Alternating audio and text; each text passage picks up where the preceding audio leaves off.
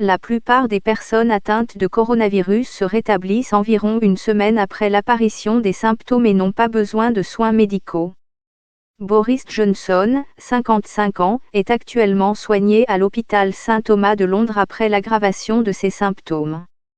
Cela comprend les personnes de plus de 70 ans, qu'elles aient ou non des problèmes de santé, et les personnes de tout âge ayant des problèmes de santé sous-jacents, comme les maladies cardiaques.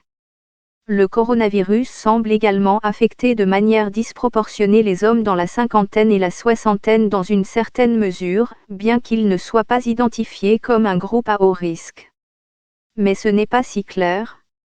La corrélation n'est pas nécessairement la cause.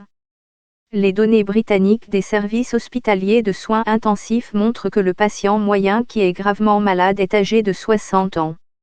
La plupart sont des hommes et beaucoup ont d'autres problèmes de santé qui pourraient les exposer à un risque accru, tels que des problèmes cardiaques et l'obésité.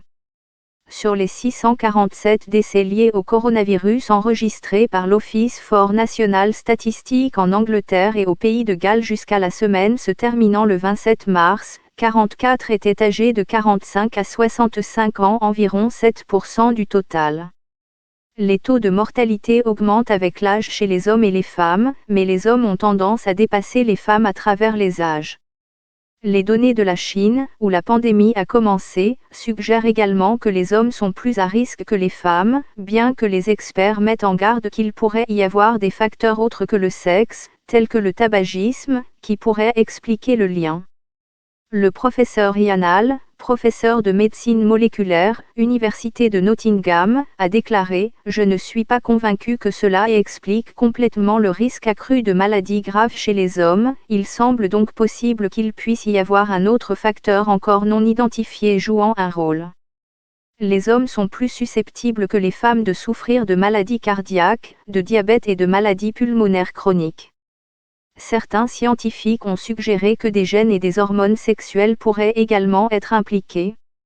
Le professeur Philip Goulder, expert en immunologie à l'université d'Oxford, a déclaré « Il est de plus en plus reconnu qu'il existe des différences substantielles dans le système immunitaire entre les hommes et les femmes et que celles-ci ont un impact significatif sur les résultats d'un large éventail de maladies infectieuses. » La réponse immunitaire tout au long de la vie aux vaccins et aux infections est généralement plus agressive et plus efficace chez les femmes que chez les hommes.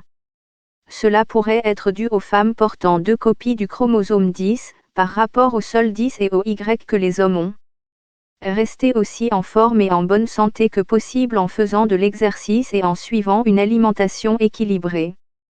Le coronavirus se propage lorsqu'une personne infectée tousse ou éternue de petites gouttelettes remplies de virus dans l'air.